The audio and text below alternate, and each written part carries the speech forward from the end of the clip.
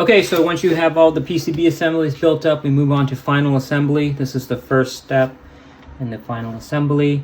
We're going to be installing the voice motherboard to the bottom panel. To do that, we're going to install these standoffs here. So we have 14 half-inch screws. They're number 6 truss head screws. There's only 14 of them in the entire kit. You've got 10 3/16 inch long standoffs. You've got 4 3/16 inch plastic spacers, and in this step we're going to be using one of the number 6 lock washers. So these standoffs are going to be installed sort of on the inner perimeter of the enclosure. The outer holes are obviously for the side panels and the rear panel, but you'll need to note where the actual plastic spacers are going to go versus the traditional aluminum hex standoffs. First, I'm going to place the standoff in the back right corner here, because that one's going to have the lock washer underneath the screw. Now this is to bite into the enclosure so that it's electrically connected when it's all said and done and put together. The enclosure will be connected to chassis ground. So you want that number 6 lock washer under there.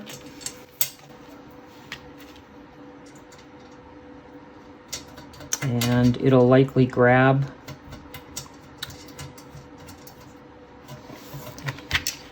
you got a 1/4 inch drive socket. There it is, it's grabbing. You may need to take your screwdriver from the bottom. I'd recommend a number 2 JIS, just fits better. Even with standard Phillips screws, they fit better because of the profile. Don't ask me why. I always use JIS. Okay, so we're going to continue to do that for all the other areas that use the hex standoff. So I'm going to go do that now.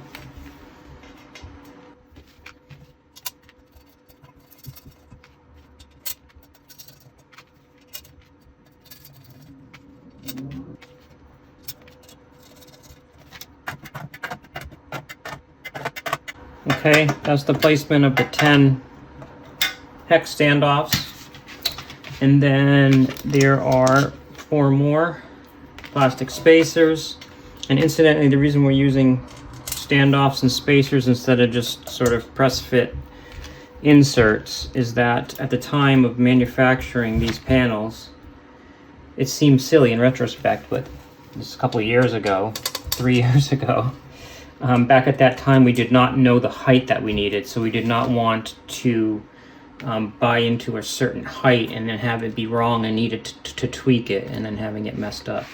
So we, instead of just having press fit standoff inserts in the panel already installed, we have to go through the hassle of what we're doing right now.